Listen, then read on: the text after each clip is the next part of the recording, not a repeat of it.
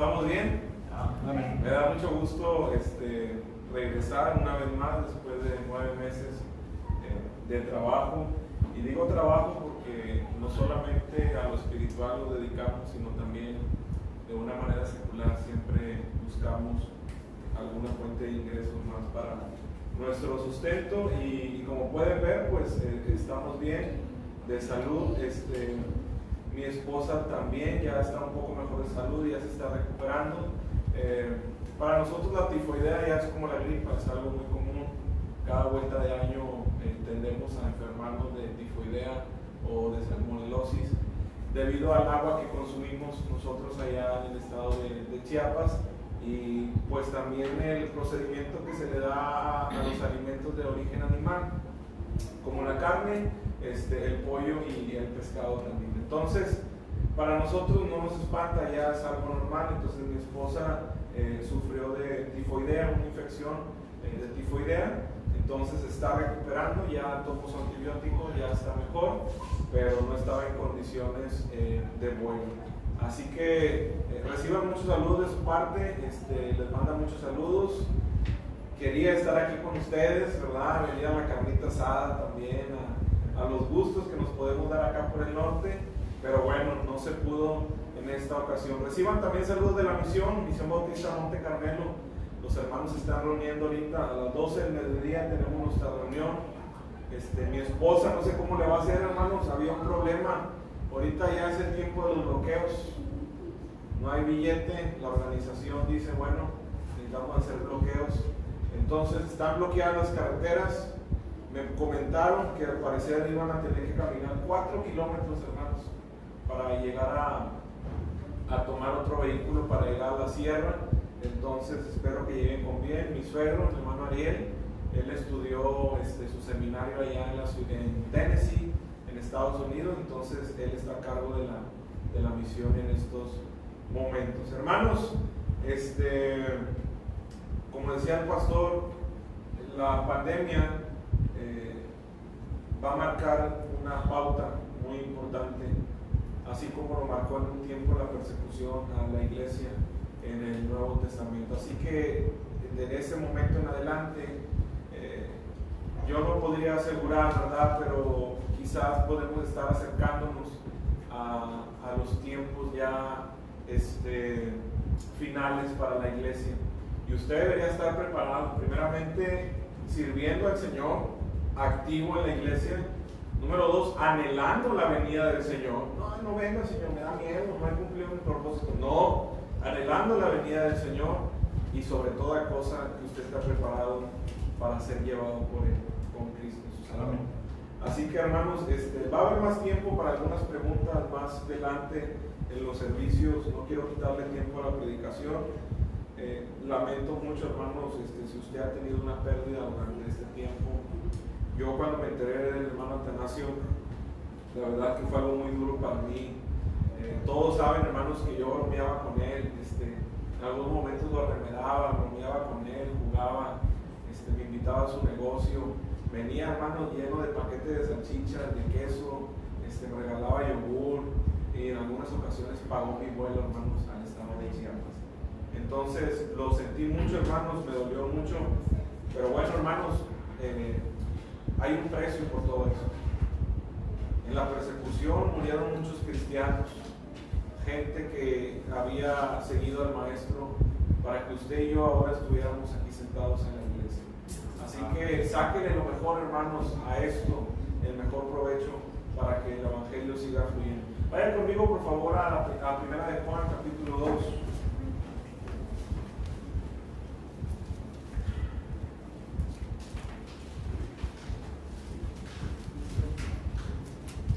Amén. Me faltó añadir, hermanos, gracias a Dios, Chiapas ya está en semáforo verde. Amén. Probablemente primero Dios la otra semana ya se reanude en las clases a nivel educativo en todos los niveles. Ya nomás hay como 37 casos activos de COVID en el estado de Chiapas. En mi municipio donde nosotros estamos sirviendo durante estos 5 meses, solamente hubo un caso positivo. De ahí para allá no se registró nada más, no murió gente. Entonces, hermanos, no entiendo, hermanos, por qué Chiapas, si es uno de los estados en salud, hermanos. Teníamos un ventilador para 60,000 personas, hermanos. Un ventilador solamente. Y 2 tanques de oxígeno. Si usted se enfermaba y quería oxígeno, le llegué a comentar al pastor, el oxígeno llegó a rondar en los 300 pesos por minuto de oxígeno. Gracias a Dios que no nos enfermamos y al té de eucalipto estamos aquí, y sobre todo la pura y bendita gracia de Dios. Amén. Así que tenía un dilema, hermanos, en cuestión para exponer el mensaje, hermanos. Traía yo 2 mensajes que la verdad Dios ha hablado a mi vida y durante estos días activos pues, los estuve predicando. Pero quiero hablar de esto, hermano. Me encantan las similitudes que la Biblia tiene con relación a todo lo que pertenece a nuestra vida cotidiana, tanto a nuestro nivel como persona, como la Biblia entrelaza historias y une ciertas partes para darnos un mensaje actual. Así como está escrito antiguamente, se aplica actualmente a nuestro modo de vivir, hermano. Porque así es la palabra de Dios. Es viva y eficaz, hermano. Es cortante como toda espada, hermano, de 2 filos. Y su propósito es penetrar hasta lo más profundo de nuestro corazón, hablando en un estado simbólico, para hablar a nuestras vidas, hermanos. Y encontré este mensaje, hermanos, que le he titulado Cuando pecamos. Cuando pecamos, así se llama este mensaje. Y antes de orar, hermanos, ¿alguien me puede decir qué se debe hacer antes del perdón de pecados? ¿Cómo? Confesar, ¿sí? Pero antes de confesar, tuvimos nosotros que arrepentirnos, pero también que la acción, Darle gracias a Dios. haber pecado, haber pecado. Y es algo lógico, hermanos, porque todos somos pecadores. Vamos a ver, hermanos, ahorita vamos a tener un mensaje. Gracias, Señor, bendice tu palabra, habla en nuestras vidas. Habla en nuestro corazón, que no podamos salir igual de como llegamos. Gracias porque podemos estar aquí. Cuida de tu pueblo, cuida de tu grey, pero sobre todo de tu siervo de Dios, de su familia. Protégele para que el evangelio pueda seguir corriendo en este lugar y así en otras zonas de aquí del área metropolitana. Bendícenos en el nombre de Cristo Jesús. Te damos gracias. Amén. Gracias al pastor. Siempre es una bendición recibir la invitación para poder predicar aquí. Le agradezco por la confianza, hermanos. Y también como a los 15 años de edad el pastor tuvo el valor de soltarle el púlpito a este joven que casi venía con aretes y con el pelo, para que me entiendan los jóvenes, al estilo Daddy Yankee. Usted ahorita me ve así y usted no me veía entrar con los pantalones entubados allá y con la camisa hasta las rodillas. En aquel tiempo los jóvenes van a entender, estaba una moda llamada Texas, ¿verdad? Y ahorita ya no sé ni dónde quedó esa Texas, ¿verdad? Pero ese era yo, hermanos, y gracias a Dios estamos ahorita, hermanos, donde Él quería que nosotros estuviéramos. No más, no más.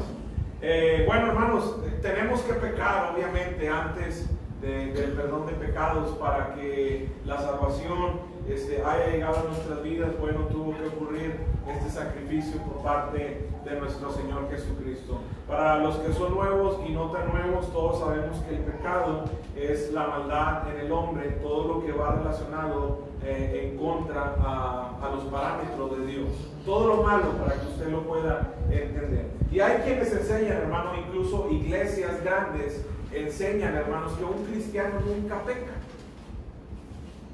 Que un cristiano nunca peca. Y la verdad, hermanos, a mí como pastor, como ministro, me gustaría que ese concepto se cumpliera, porque obviamente es bueno y que tuvieran la razón.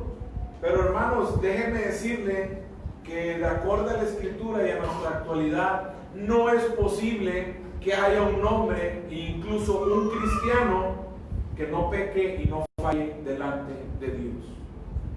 Amén. Todos le fallamos, hermanos, a Dios. Todos, hermanos, tenemos pecados delante de Dios. La escritura es muy clara, hermanos.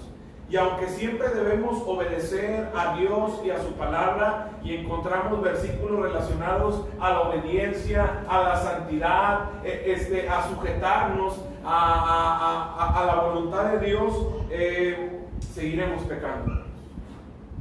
Porque como lo explicaba el apóstol Pablo, y en ciertas ocasiones él lo afirmaba y él sostenía esa idea de que Dios le había dado por medio de su palabra, hermanos, que maldito de mí, decía, ¿quién me librará de este cuerpo de muerte? Porque lo que yo no quiero, decía el apóstol Pablo, eso hago. Pero entiéndanme, hermanos, no soy yo, sino el pecado que mora en mí.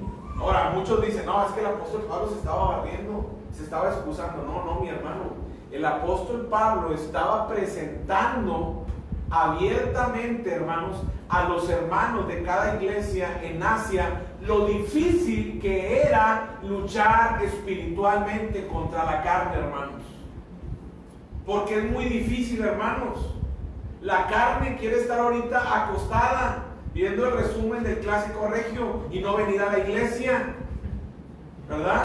Le aseguro que si ayer hubiese habido campaña misionera o campaña dentro de la iglesia, usted no hubiera venido porque hubiera preferido ir a ver el clásico. Y no dicen amén porque es cierto. Y el que cae otorga, da la razón. ¿Sí, hermanos?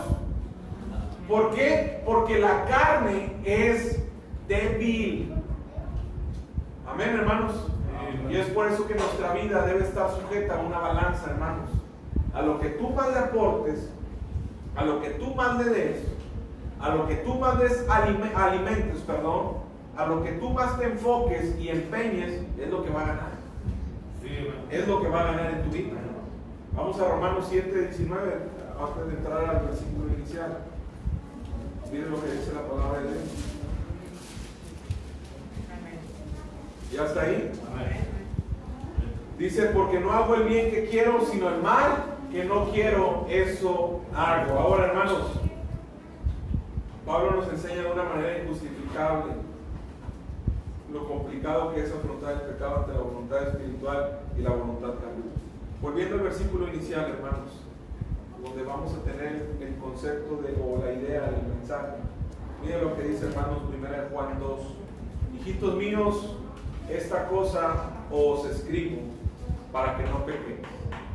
Y si alguno hubiere pecado, escucha lo que dice, abogado tenemos para con el Padre a Jesucristo el justo. Y Él es la propiciación por nuestros pecados, y no solamente por los nuestros, sino también por los de todo el mundo. Hermanos, jóvenes o hermanos, ¿alguien aquí está estudiando leyes? ¿Nadie? Bueno, muy bien. Juan tenía una idea de lo que se estaba tratando aquí, y por eso hace una comparación a un proceso legal tocante a cómo está la condición del hombre.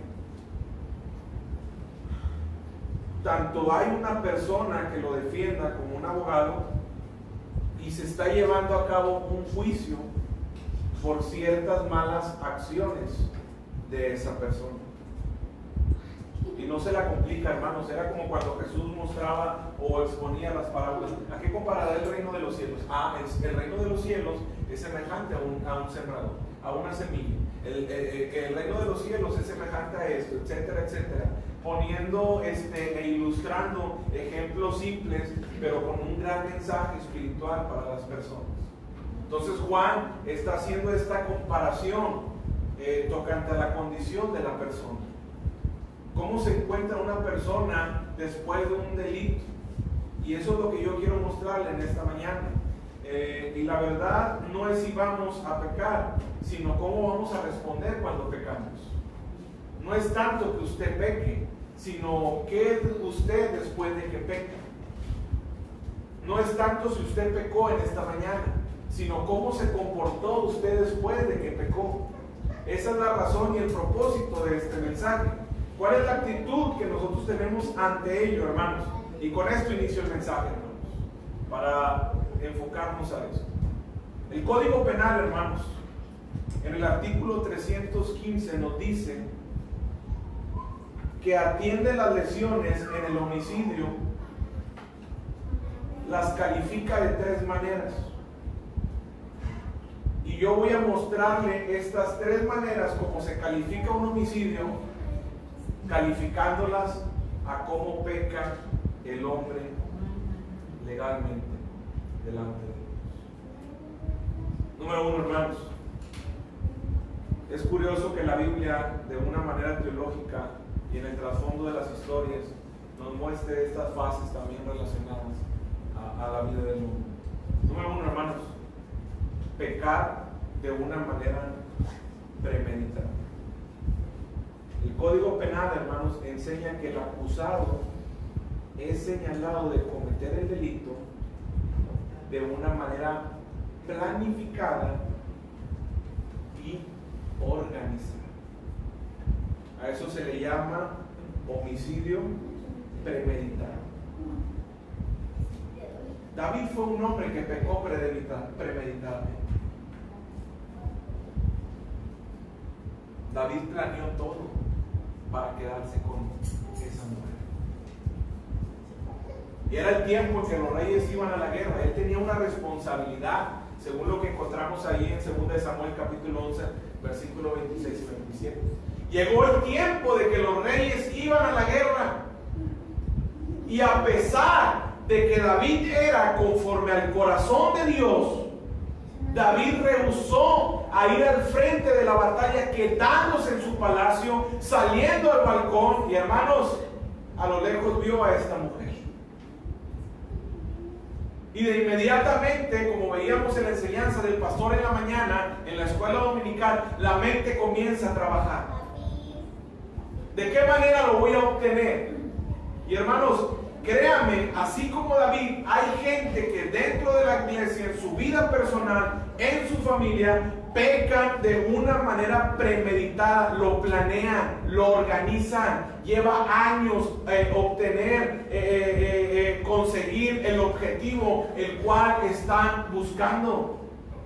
David dijo: voy a mandar a su esposo al frente de la guerra, se lo van a echar, lo van a matar, queda libre, me caso con ella y no peco. Pero hermanos, David, antes de cometer homicidio, mandando a este hombre al frente de la guerra que lo matara, él ya estaba pecando en su mente con todo lo que estaba organizando. Quizá usted no sea el que culmine el pecado, pero con su mente usted ya lo maquinó. Por eso, hermanos, el pastor explicaba la razón por la cual el apóstol Pablo hacía mucho énfasis: no dé lugar al diablo. ¿Ven, hermanos? Como decía el pastor, hermano, venía la hermanita: hermano, pastor, fui al baile, pero no bailé. Ya estabas ahí, hubieras bailado, ¿verdad? Si sabes que no es un lugar para tu beneficio espiritual, si sabes que no te va a aportar ningún bien a tu vida espiritual, ¿por qué vas? ¿Por qué lo haces? ¿Por qué planificas? ¿Por qué organizas?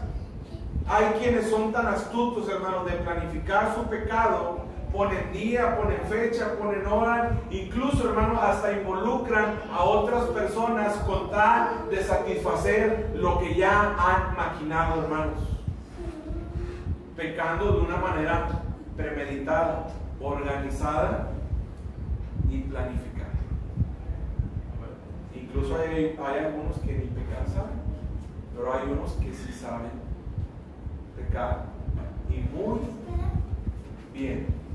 Y en este caso, David, que era conforme al corazón de Dios, Pues le salió el tiro, ¿verdad, pastor? Le salió el tiro. Sí se quedó con la mujer, pero más adelante vendrían las consecuencias. Perdieron un hijo, hubo discusiones, hubo problemas, las guerras aumentaron. Probablemente, hermanos, muchachos, sobre todo los jóvenes, que tienden a planificar y a organizar. Voy a ir a hacer tarea, mamá. Voy a ir a, es que tenemos proyectos y ni clases hay ahorita por la manera. No, es que el profe nos citó allá en Plaza Cumbres. Cuidado, porque probablemente te pueda salir con la tuya en ese momento, pero las consecuencias vendrán después. Y los daños son irreversibles. Y por eso hay gente que ahorita se quiere divorciar, ya no quiere estar casado. Pero en su momento era leche y miel, todo. Por cierto, ¿dónde quedó la leche y miel? Saludos a todos los de leche y miel que ya no están aquí. No sé dónde estén, pero que estén bien. Cuidado, porque el diablo te lo pinta muy bonito, te ofrece mucho, te da poco y luego te cobra bien caro. Tenemos que tener cuidado porque aún en lo planificado, escuche bien esta frase, aún en lo planificado, el fracaso es lo más esperado. Amén. Pudiste haberle metido puño y letra, tinta a tu plan, pero si no va de la mano de Dios, vas a fracasar. Si Dios no está dentro de esos planes y dentro de esos proyectos que tú tienes, lo más seguro es el fracaso. Déjame decirle, el fracaso no es malo cuando va de la mano de Dios, pero cuando no va de la mano de Dios, hermanos, el fracaso es algo peligroso para el creyente. Número uno, hermanos, pecar de manera premeditada, planeada, planificada, organizada, se involucra a otros. ¿Sabe por qué a los cárteles se les llama delincuencia organizada? También organizaditos, hermano. Cada uno tiene su etapa, cada uno tiene su puesto. Por eso cumplen con su objetivo. Qué bendición que la iglesia fuera y somos una asociación organizada ante la ley. Pero qué bueno que ese concepto se cumpliera. Andamos peleando, hermano, porque no sabemos qué vamos a dar de comer en el aniversario. No, que tamales, no, que no hay organización dentro de la iglesia. Pecar de una manera tremenda. Cuidado con este concepto ante el pecado. Número 2, hermanos, y probablemente para mí el más llamativo, cuando pecamos con alevosía. Y la Biblia lo dice, alevosía y ventaja.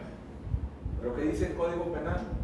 El acusado es señalado de actuar, escuche la definición de alevosía, con traición, deslealtad, aprovechándose de que el afectado ha quedado solo.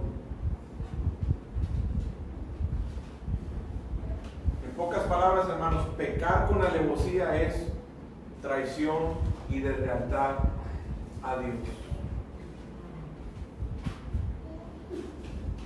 Hermanos, es la fase que realmente en lo personal me causa a mí un poco de vergüenza, por la razón en la que a veces traicionamos a Dios y a pesar de las consecuencias, aún así en nosotros no hay ni un mínimo rasgo de arrepentimiento. ¿Qué causa este concepto? Que la gente se le haga normal la cuestión del pecado. Ya no causa efecto de arrepentimiento. ¿Te acuerdas cuando llorabas y venías al altar porque entre semana hiciste algo? Y hoy solamente termina el culto, abres la puerta, te vas en el carro.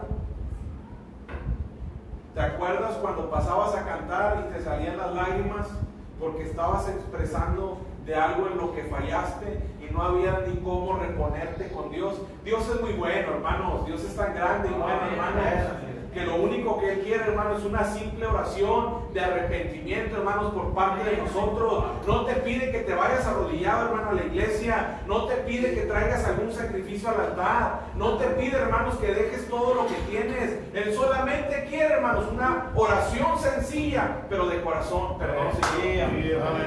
Reconociendo, perdón, Señor, te fallé. Pero hay cristianos que han pecado con alevosía, que la deslealtad y la traición le han dado, hermanos, la espalda a Dios. Ya no siente nada. Se han hecho, hermanos, apáticos ante la situación del pecado, como normal. Todo el mundo lo hace. Si usted no tiene por qué andar viendo quién peca en la iglesia y quién no, hermanos.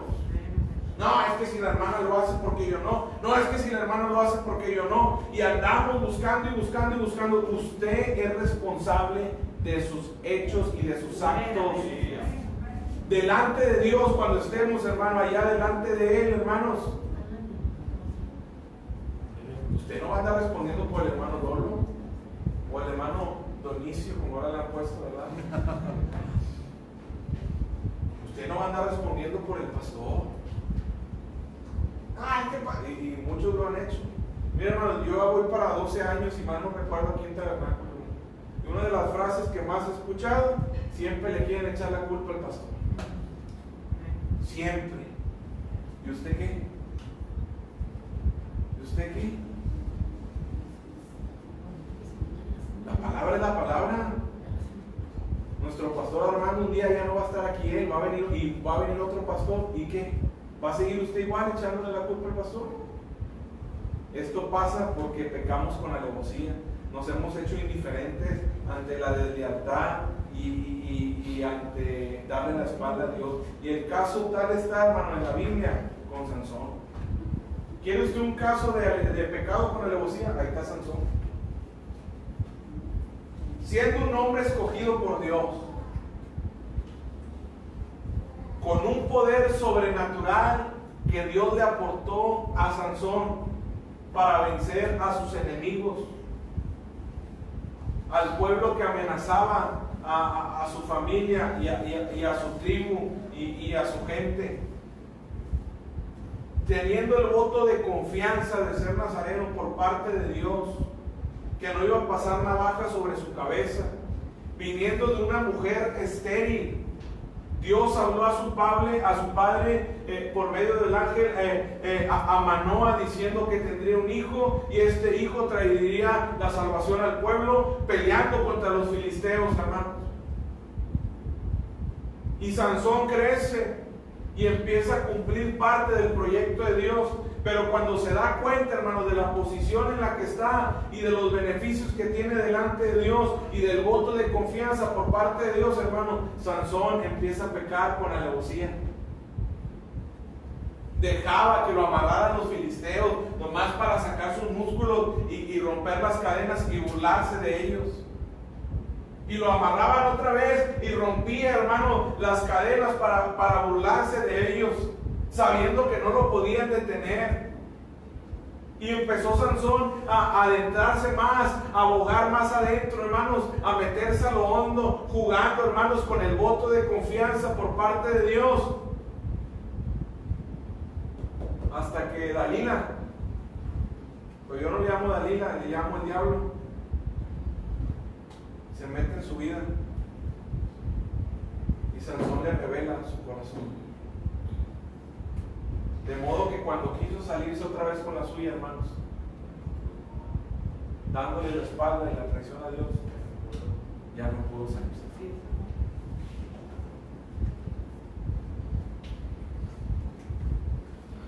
Hermanos, sabiendo lo que es correcto, nosotros a veces traicionamos a la persona de Dios, su voto. E incluso Sansón traicionó hasta a su propia familia, hermano. Se rebeló en contra de sus padres. Dijo, esa no te conviene, hijo. Mira, hijo, esa muchachita ya escuchamos por ahí que anda mal. ¿Y luego qué? ¿Es para mí o acaso para usted? ¿O tú te vas a casar con él? A mí tómeme esta por mujer porque esta me agrada.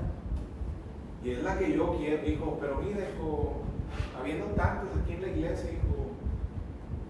Sí, hijo, no, como bueno, en este caso los hombres. Mira, hijo, habiendo tantos hombres aquí en la iglesia, hija, habiendo tantos. Pero es que están bien feos, mamá, pero con Cristo tienen al Señor en su corazón. Amén. Sí. Oye, no, mamá, es que no hay nadie bien guapo, por eso me fijo allá en afuera y lo voy a comer. No lo vas a convertir. Está Dani, está Ismael, aquí está Ángel, mira, está Luis, preciosos. El hermano Julio, está Alan. Hay muchos que quieren darte un buen hogar y que quieren servir al Señor. Pero no, hermanos, decidimos con alevosía traicionar, darle la espalda a Dios y hacer lo que bien nos convenga. Es triste, hermano, pero muchos vendemos, escuchen, a Dios solo por un momento de satisfacción en nuestra vida. Lo cambiamos, hermano, como si ya Dios fuera un objeto. Mira, hay cristianos que son como los árboles, hermano, por temporada, ¿no? Yo ya sé que hay cristianos aquí en Taber, vienen en diciembre, que son los eventos de Navidad. Ahora en octubre, salen las familias que no venían de hace años, sí, de hace años, salen. Sí, ya empezaron a llamar, ya están agendando su banca, sí, ya. Por temporadas. ¿Por qué? Porque ya tienen a Dios como un objeto. De enero a marzo lo dejo, me retiro de la iglesia. ¿Sí? De abril a julio otra vez lo vuelvo a tomar a Dios en mi vida. Vamos, ¿sabes qué? Como que ya nos estamos aburriendo, vamos a dejarlo en julio y lo volvemos a agarrar como hasta en octubre otra vez a Dios. Y no es así, hermano. Amén. Un cristiano debe ser constante, un cristiano debe permanecer, un cristiano, hermanos, debe seguir en la línea, prosiguiendo al premio del supremo llamamiento de Dios. Por eso el apóstol Pablo también comparaba la vida cristiana como una carrera. En una carrera no te puedes detener. Ay, ya me cansé. Ay, voy a tomar agua. No, hermanos. Incluso los corredores, los ciclistas, hermano, hay personas que nomás les alzan así, mire, hermanos, como el pastor les alza el mensaje, todos los domingos, entre semana, la botella de agua para que usted nomás pase, la tome y siga la carrera. No se pare, no se caiga, no se detenga, no se desvíe, no se salga, hermano. Pero, por pecar con alevosía, le damos la espalda a la carrera. Traicionamos a Dios. Somos desleales. Por último, hermanos, ya para irnos al pollo rojo. Los mensajes deben de ser así, precisos, concisos y también deben ser, pastor, macizos. Que van. Número 3, hermano. Pecar sin dolo o delito culposo.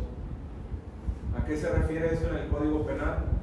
A una acción u omisión no intencional que provoca un daño a una persona, realizándolo sin tener una intención. Usted sabe que a veces le fallamos a Dios sin querer hacerlo. Sabe que también existe ese tipo de acción de pecado en nuestra vida. En el Antiguo Testamento, según las leyes en Levítico y Deuteronomio, cuando se presentaba que una persona mataba a alguien por accidente, existían unas ciudades llamadas ciudades de refugio, donde la persona que mató sin dolo y sin intención tenía que ir a refugiarse debido a represalias por parte de los familiares a quien mató. De modo que si alguien estaba, hermano, cortando leña con el hacha, y de repente, hermano, se le salía del mango el hacha y ya iba pasando fulanito de tal, se le enterró el hacha y lo mató. Fue sin intención, sin planificación, sin alevosía, sin dolo. Esta persona tenía que ir a refugiarse. Ahora, hermanos, si lo aplicamos a nuestra actualidad, ya no existen las ciudades de refugio, hermanos. Ya no existen. Pero existe algo llamado y establecido por parte de nuestro Señor Jesucristo que se llama iglesia. Y no religión, iglesia. Aquí nosotros podemos venir, hermanos, y correr a los brazos de Dios cuando le fallamos. Las ciudades de refugio, hermanos, era un símbolo de misericordia y de perdón, porque en la tipología representaba a Cristo, hermanos. Cristo es tu ciudad de refugio, hermanos. Cristo es tu ciudad a la que tú tienes que correr cuando le falles. Cristo, hermanos, es la persona a la cual tú puedes acudir en este momento y te va a atender. Si en el hospital ahorita ya no hay cupo, ya no hay atención, Él está activo las 24 horas para recibirte. Amén. Todos los días del año. Si tú le fallaste sin intención, o incluso hubo intención y te arrepentiste, en Él puedes refugiarte. A veces nos refugiamos en las personas equivocadas. Por eso nos desilusionamos y nos vamos incluso de la iglesia, porque no acudimos a la persona correcta. Cuando usted falle, usted no tiene por qué acudir a nadie si primeramente usted no ha acudido con Dios. Hermanos, hay quienes le fallamos a Dios de una manera sin intención, pero como se mencionó al principio, hermanos, todo dependerá de la manera en cómo tú actúes una vez de haber hecho cierta acción. Hay personas que a pesar de cometer el delito y fueron vistas, lo niegan, se excusan, se declaran inocentes ante la ley. Pero hay personas, hermanos, que reconocen su error. Yo he visitado muchos penales, hermano, aquí en Monterrey, en Chiapas. He ido a cárceles, hermano, donde tú vas y lo primero que la gente te dice es: escuchas de dos, me arrepiento de haberlo hecho, y otra es: no me arrepiento, lo volvería a hacer. Solo hay de dos sopas, hermanos, en esta mañana. O acudo a mi ciudad de refugio, o sigo dándole la espalda a Dios en mi vida personal. Con eso termino. Hay un dicho en el gremio jurídico en Estados Unidos. Si ustedes ven, hermanos, los programas de la televisión, tremendo la ley en Estados Unidos. No es como la ley aquí en México, hermano. Aquí el que tiene billete sale. Aquí el que tiene billete gana, hermano. Allá no.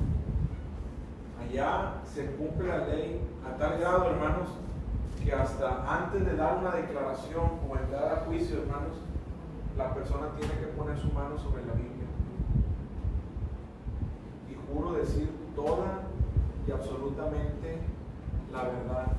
Incluso para adquirir un cargo dentro del gobierno, la persona tiene que juramentar ante la nación con la Biblia.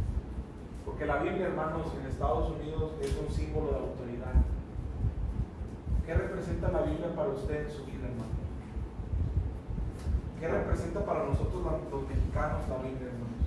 Y hay un dicho en el gremio jurídico y dice que un abogado que se representa a sí mismo en la corte tiene a un tonto por cliente. Debemos estar agradecidos que quien nos representa es nuestro Señor Jesucristo. Amén. Como les dije en el versículo principal, Él es nuestro abogado.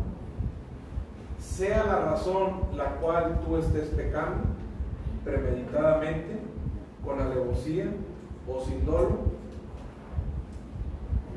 déjame te recomiendo un abogado en esta mañana. No lo vas a perder el caso, lo vas a ganar. Y demás, y por mucho. Te lo presento. Se llama Jesucristo. Amén. Y se preparó hace 2000 años en el mejor lugar, llamado el Monte de la Calavera, en la cruz del Calvario. Se graduó resucitando al tercer día. para que usted y yo podamos tener libertad y vida eterna. ¿Le gustaría que le pase el dato? Póngase de pie en esta mañana. Si hay alguien en esta